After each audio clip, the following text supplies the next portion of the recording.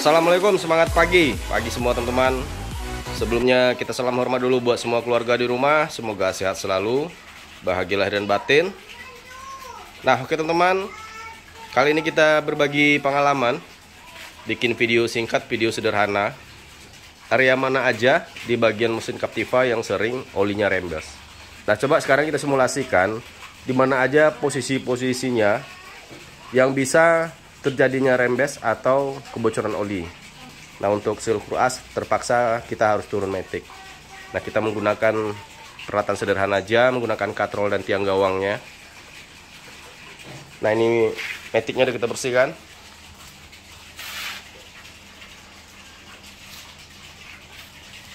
Nah untuk kasus seperti ini memang pengerjaannya cuma hanya penggantian seal. Tapi untuk melakukan penggantian itu kita harus mengosongkan ruang mesinnya sebagian. Jadi mulai dari maticnya sampai cross membernya kita turunkan, semua arm kita lepas, kemudian as rodanya juga kita lepas. Setelah maticnya kita turunkan, itu nanti mesinnya bisa kita tahan pakai jack stand. Cuma karena kita ada pengerjaan perbaikan di bagian cutter olinya, nah sengaja mesinnya kita gantung menggunakan katrol. Jadi kita tidak menggunakan jack stand di bawah, agar kita tetap leluasa di saat melakukan perbaikan di bawah kolong mobilnya. Nah untuk pengerjaan seperti ini tetap ya teman-teman, hati-hati, teliti dan bersih. Karena boleh dibilang maticnya cukup berat, kemudian cross membernya berat. Karena ini kita turunkan juga menggunakan katrol. Nah ini mountingnya, ini diganti ya. Ini mounting depan ganti, mounting belakang ganti, long T-rod ganti, link stabil ganti. Tapi tetap kami serahkan kepada ownernya. Cuma saran kami kalau bisa diganti. Nah untuk kasus di cutter olinya, nah ini kesalahan fatalnya di saat kita perbaikan cutter oli. Nah ini udah pernah melakukan perbaikan di bagian cutter olinya, kita lihat ada sellernya, seller tambahan. Nah berarti dulu cutternya udah pernah diturunkan, cutter atasnya.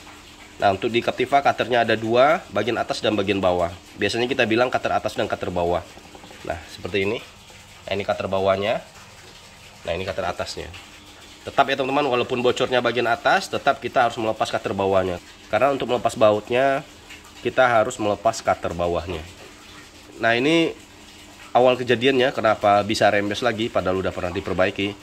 Nah bisa kita lihat di sana, perhatikan tidak ada sedikit pun sealer yang nempel di bagian bloknya.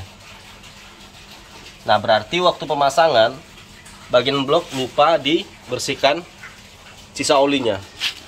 Nah otomatis sellernya tidak bisa nempel ke bagian bloknya. Mungkin bagian ini sudah bersihkan, cuman bagian bloknya tidak dibersihkan. Jadi buat teman-teman ada perbaikan di cutter oli.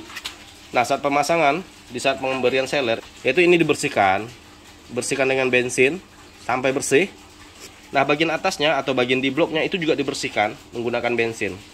Usahakan kedua bidang itu bersih agar nanti sellernya bisa nempel sempurna. Nah ini nanti kita bersihkan. Sekalian nanti kita cuci cross membernya, rak setirnya, kita bikin kinclong lagi bagian kolong mesinnya.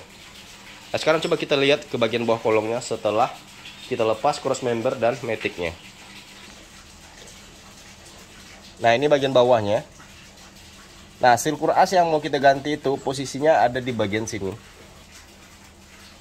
yaitu ketemunya blok mesin dengan maticnya. Jadi kalau misalnya teman-teman ada kebocoran di bagian sini, di bagian, kalau biasanya kita bilang itu seal belakang, seal Cruas bagian belakang. Nah kalau bocor bagian sini, kalau yang netes olinya warna hitam, berarti yang masalah adalah seal Cruas belakangnya. Nah kalau seandainya yang netes warnanya merah, oli matic, nah itu masalah di seal maticnya.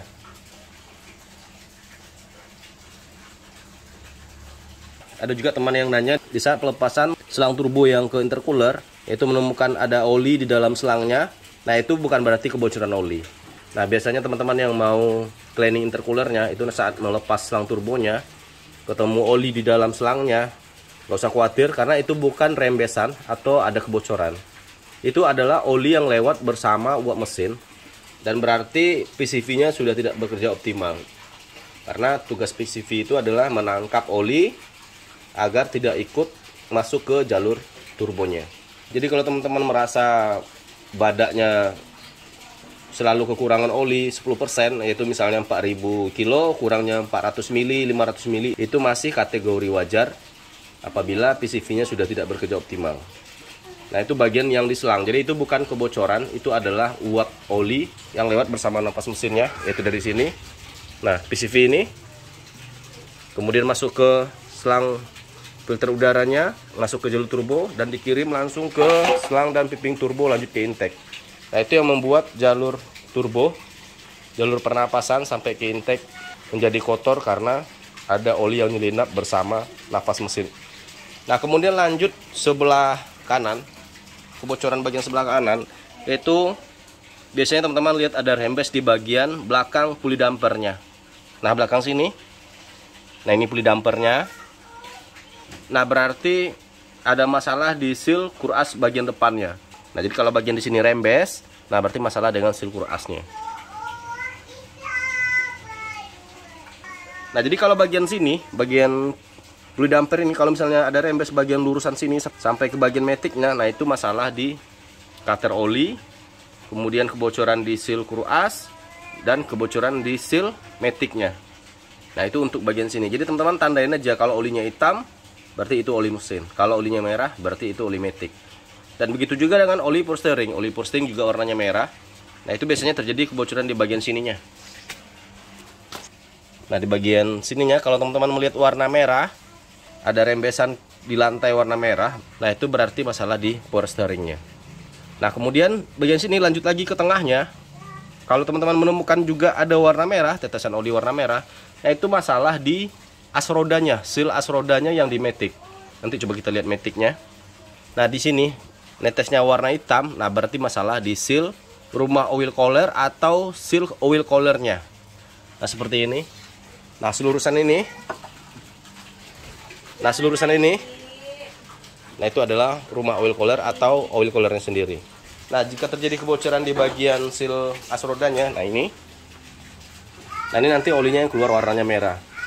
Jadi buat teman-teman yang menemukan ada tetesan oli atau rembesan oli di bawah mesinnya, gak usah tergesa-gesa analisa. Terkadang rembes bagian atas bisa mengalir ke bagian bawahnya, seperti terjadinya kebocoran di bagian cover valve-nya. Apabila itu terjadi bagian belakang, nah itu rembesnya bisa kemana-mana. Jadi untuk mengetahui posisi rembesnya itu yang paling pasti, teman-teman bersihkan dulu bagian bawahnya dengan kain, dikasih bensin atau solar, bersihkan semua olinya, kemudian nyalakan mesinnya selama 10 atau 15 menit. Dan nanti perhatikan di mana oli pertama kali keluarnya. Jadi tetap disusuri, kita mulainya dari atas, yang paling atas yaitu cover valve-nya, kemudian lanjut ke bawahnya. Yaudah, kita bersihkan. Hari ini kita cuci semua partnya. Nah, tinggal kita membersihkan cutter oli dan cross membernya. Nah, untuk semua bracketnya udah kita bersihkan, kita taruh di belakang mobil. Oke, kita lanjutkan. Nah, ini cutter olinya udah kita bersihkan. Nah, jadi seler yang lama kita buang, kita bersihkan dulu. Mantap, kinclong.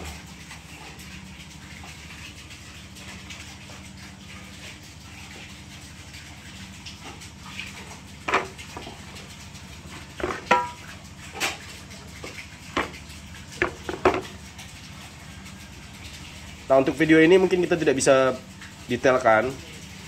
Mudah-mudahan lain waktu ada kesempatan kita bikinkan video khususnya bongkar pasang atau perbaiki cutter oli. Nah, oke teman-teman, cross membernya kita bersihkan. Udah kinclong lagi.